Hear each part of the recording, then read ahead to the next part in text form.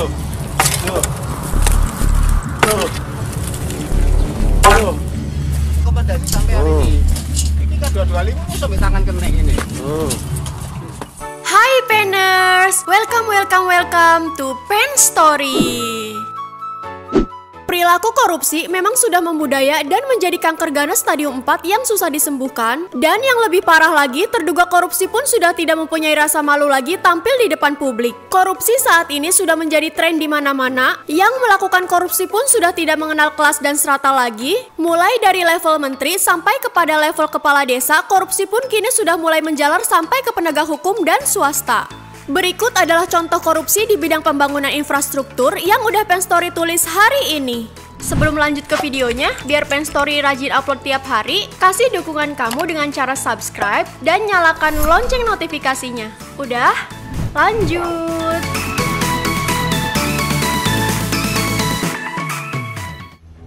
Rumah tanpa pondasi. Pada tahun 2018, Direktorat Jenderal Penyediaan Perumahan Kementerian PUPR, Satuan Kerja Penyediaan Perumahan SNVT, Provinsi Sumatera Barat yang bersumber dari dana APBN, berencana untuk membangun rumah nelayan sebanyak 50 unit. Tapi sungguh mengejutkan saat Bupati Hendra Joni melakukan sidak ke lokasi di Kampung Sungai Pampang, Nagari Desa Kotonan Tigo, Kecamatan Batang Kapas, Kabupaten Pesisir Selatan Sumatera Barat. Gempa gini. Nggak ada, Pak. Banyak semuanya kayak gini, Pak.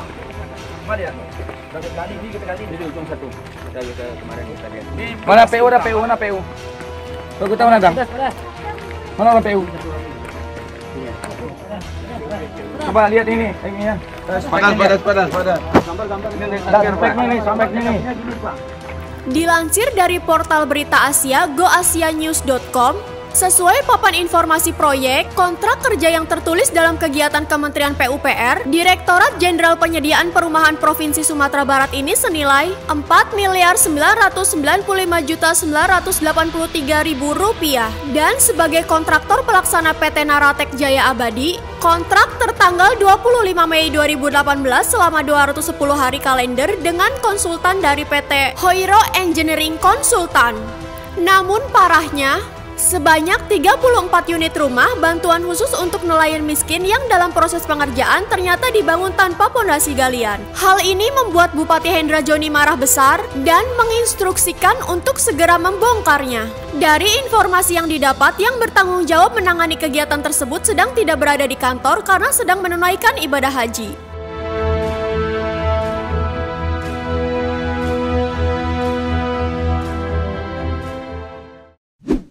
Dinding tebing rapuh. Talud adalah bangunan yang berguna untuk memperbesar tingkat kestabilan tanah. Pada umumnya, dinding ini dibangun di daerah-daerah yang kondisi tanahnya masih labil. Kebanyakan dinding penahan tanah terbuat dari pasangan batu kali yang diperkuat campuran semen, pasir, dan air. Dengan campuran sekuat itu, talud tidak akan mudah rapuh dan bahkan hancur. Tapi bagaimana jika ada bangunan talud yang mudah hancur hanya dengan tangan kosong?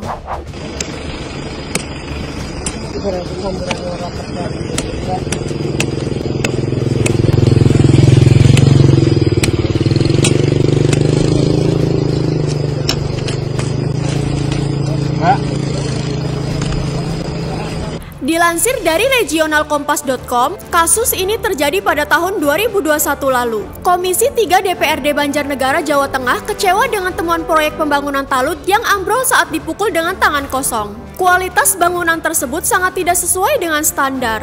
DPUPR setempat yang bertanggung jawab atas pembangunan ini seharusnya tidak main-main karena masyarakat yang menerima pembangunan ini akan terkena dampaknya. Karena pembangunan penahan tebing di sisi jalan tersebut serapuh itu. Gumpalan aci yang diremas dengan tangan kosong juga mudah remuk menjadi butiran pasir. Padahal anggaran untuk pembangunan ini tidak main-main, yakni senilai 14,9 miliar. Namun pihak DPRD masih memberikan kesempatan bagi pihak PUPR untuk memperbaiki hal ini karena kontrak kerja yang diberikan masih cukup panjang dan belum usai.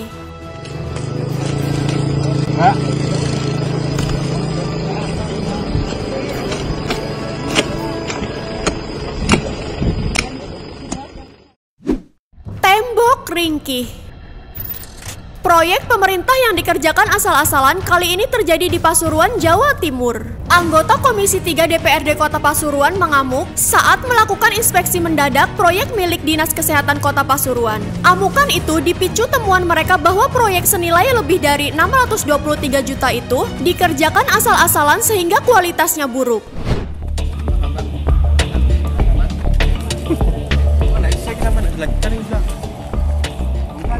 Sudah menyalahi regulasi, ya, baik pelaksana maupun pengawas, konsultan pengawas di sini tidak berfungsi. Bangunannya nggak sesuai dengan baseline, baik elevasinya maupun posisi campurannya. Kasus korupsi anggaran pembangunan ini terjadi pada tahun 2017. Dilansir dari portal beritadetik.com, seorang anggota dewan yang hadir lantas mengamuk karena mendapati pembangunan yang sangat tidak sesuai dengan spesifikasi. Awalnya, para anggota dewan ini memeriksa bangunan pagar gedung, bahkan menggunakan tangan dan juga bambu. Beton dan dinding bata tersebut tampak dengan mudah diremukan dengan tangan kosong. Tak butuh kekuatan berlebih, dinding tersebut langsung ambrol. Bahkan pondasi pagar bangunan tersebut juga bisa dijebol dengan mudah menggunakan tangan. Selain itu, anggota dewan ini juga memarahi kepala pengawas proyek. Sejumlah pekerja, pegawai, dan pelaksana proyek hanya bisa diam melihat aksi anggota dewan tersebut. Pihak DPRD akhirnya memberikan ultimatum bahwa proyek tersebut harus dibongkar dan dihentikan. Untuk kesimpulannya, pekerjaan ini diberhentikan, ya, diberhentikan dulu. Bila perlu bongkar semua. Ini nota Komisi 3. Gedung SMA. Dilansir dari portal beritasuara.com, pada 30 Januari lalu, Gubernur Jawa Tengah Ganjar Pranowo melakukan kunjungan ke sebuah proyek pembangunan sekolah di Kecamatan Tawangmangu, Kabupaten Karanganyar. Dalam kunjungannya, Ganjar menemukan banyak ketidakberesan terhadap konstruksi bangunan itu. Bahkan, beliau sampai menendang salah satu bagian tembok hingga berlubang.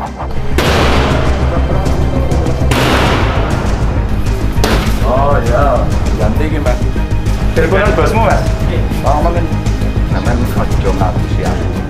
Anggaran untuk pembangunan sekolah Tawangmangu ini adalah senilai 5 miliar. Bupati Ganjar Pranowo mengatakan kalau dia adalah orang yang sangat detail. Dalam pengamatannya, beliau menemukan banyak konstruksi gedung yang bermasalah seperti bangunan tembok yang retak, sambungan antara pondasi dan lantai yang tidak rapat, lalu ada juga bagian tembok yang kurang terisi semen. Pak Ganjar pun mencoba mengetes kekuatan konstruksi dengan menendang salah satu bagian jendela bagian bawah. Di luar dugaan, bagian bawah kusen jendela itu langsung jebol. Pak Ganjar mengatakan proyek pembangunan sekolah itu merupakan mimpi besar puluhan tahun. Oleh karena itu, pembangunannya harus dilakukan sebaik mungkin. Beliau pun menegaskan jangan ada orang yang main-main dengan proyek pembangunan sekolah. Beliau menegaskan jika tidak segera diperbaiki, kasus ini akan dibawa ke jalur hukum.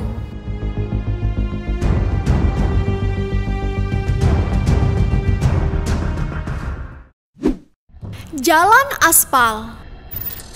Dalam sebuah video yang viral di sosial media, seorang wakil rakyat yang menemukan proyek pengaspalan ruas jalan diduga pengerjaannya asal-asalan alias amburadul. Terbukti aspal ruas badan jalan yang dikerjakan oleh PT Legend Bukit Kontraktor dengan anggaran pekerjaan APBD 2020 sebesar 5,9 miliar ini sangat mudah dikelupas.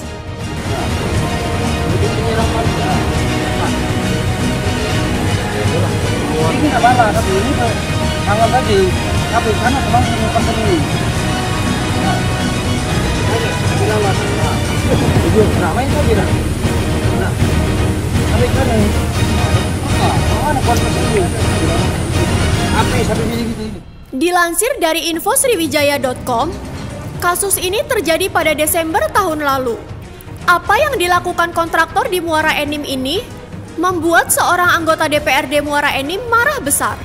Hal ini terkait dengan temuannya pada hasil pengerjaan proyek pengaspalan overlay ruas Jalan Pulau Panggung yang menghubungkan Talang Barisan Desa Babatan, Kecamatan Semende Darat Laut, Kabupaten Muara Enim, Sumatera Selatan. Untuk menunjukkan betapa buruknya kualitas pengerjaan pengaspalan itu, anggota dewan tersebut langsung mencoba mengelupas aspal tersebut hanya menggunakan tangan. Hasilnya, aspal dengan mudah terangkat tanpa adanya daya rekat dan ketahanannya. Ketebalan aspal diperkirakan tidak mencapai 3 cm. Selain itu, aspal tidak merekat dengan kuat sehingga mudah mengelupas. Pengakuan dari masyarakat setempat, sebelum pengaspalan badan jalan tidak dibersihkan terlebih dahulu langsung penghamparan aspal. Dan aspal tersebut sudah dingin serta tidak dilakukan pemadatan aspal dengan alat berat. Sebagai bentuk kekecewaan, pihak DPRD menagih janji bupati setempat untuk segera memblokir akses para kontraktor nakal di wilayah tersebut.